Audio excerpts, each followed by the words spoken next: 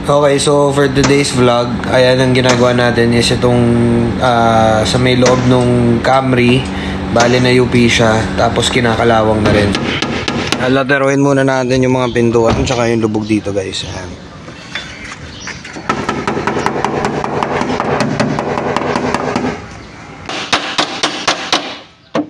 So ayan guys, pati yung dito kasi meron siyang gas. So nilalatero natin para umangat siya. Ito rin, hindi pa naman tapos yan. So ayan po, nililihan natin yung ibang minasilya natin. Pero manipis lang yan kung makikita nyo guys, manipis. Pero habulan pa rin natin yan. At saka special na ano yan, masilya yan. Usually yan yung ginagamit natin sa mga pearl white tsaka puti para hindi siya sumuya. So okay, ito na yung ni-repair natin. Tapos ito, pero manipis pa yan. Bale, lilahin pa natin yan. Tapos pwede na natin siya ma-primeran para pwede natin bukan. Na primeran na natin yung side na to. Pero syempre lilahin pa natin yan. So kailangan lang muna natin ma-primeran. Tapos kailangan natin ng tamang curing time para kapit na kapit talaga siya. So ayan, kakalasin lang muna natin mga taillights para malinis pagbuka. Ayun, meron din siyang mga gas-gas dito sa likuran niya. So piniprep lang natin to para pwede na natin siyang mabuga na maayos mamaya. So bali yan, binubuga na natin yung pintuan. Sunod natin itong mga quarter panel saka bumper.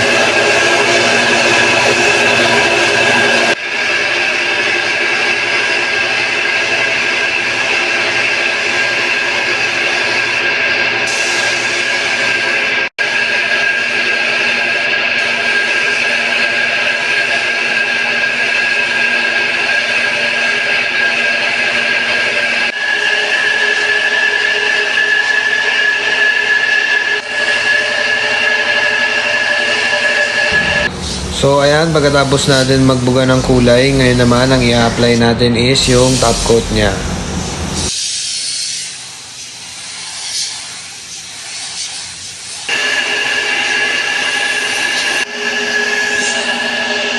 O ayan na, bubuhin na lang natin ngayon tong Camry natin. So bali yan na yung finished product natin na gawa na natin yung bumper niya. Tsaka ito, ayan, okay na.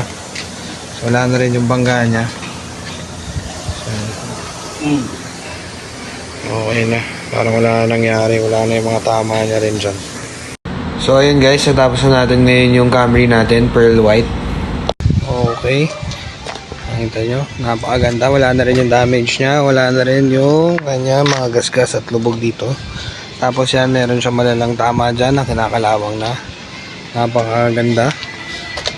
So tapos na yan, again, ulitin ko, ang shop location natin is dito lang tayo sa may SM Nova Liches. Waze nyo po, Banitech Auto Restoration Nova Branch.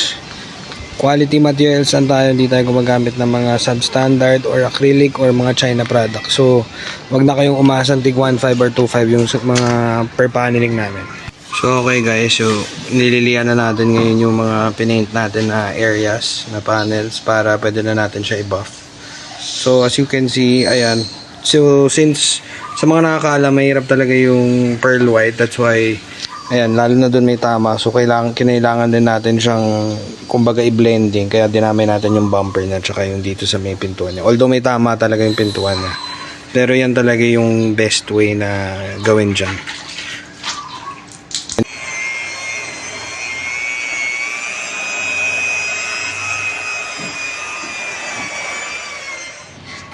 So ito na po yung final product natin. Ito na yung quarter panel tsaka yung pintuan niya guys. So dito yung pinaka may tama na yun, may kalawang. Tapos meron din dito lubog at gasgas. Yan. Ayos na.